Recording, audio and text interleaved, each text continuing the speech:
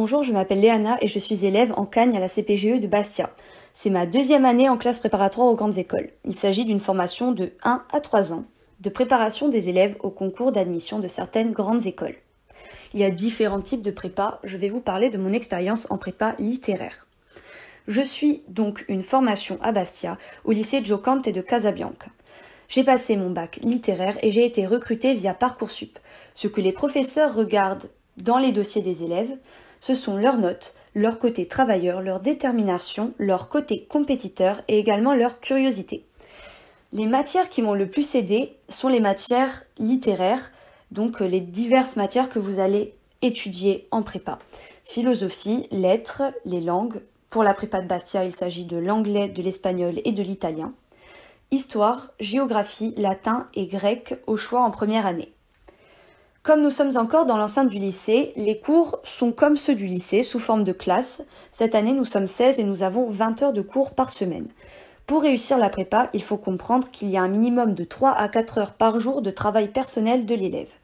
La prépa demande un grand investissement de l'élève et peut être compliqué à gérer, notamment au niveau du stress, donc c'est un facteur qui est à prendre en compte. La valeur des notes est également différente de celle du lycée. Un 8 sur 20 est considéré comme une bonne note, donc il ne faut pas se décourager. La cadence de travail est rapide et il faut donc une bonne organisation de l'élève. Néanmoins, le plus important reste de trouver sa propre méthode de travail. Vis-à-vis de la crise du Covid-19, nous avons connu le même traitement que pour les lycées, c'est-à-dire cours en distanciel. Et pour cette période, nous avons eu cours en présentiel.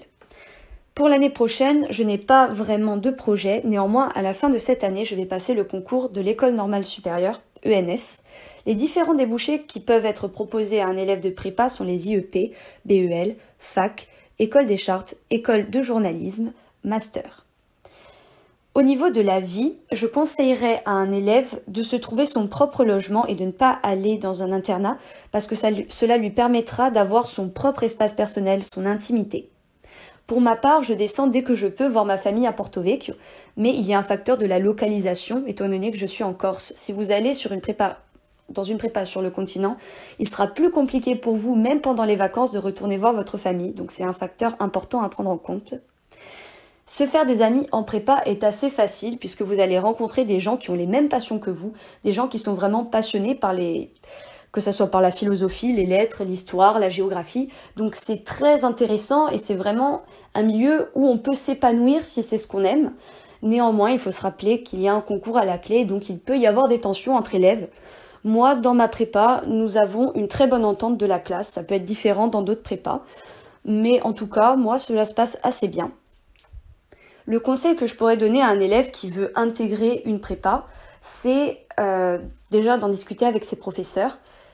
Mais ça peut vraiment être une bonne expérience si l'élève est déjà intéressé par les matières littéraires, peut-être aussi par le professorat.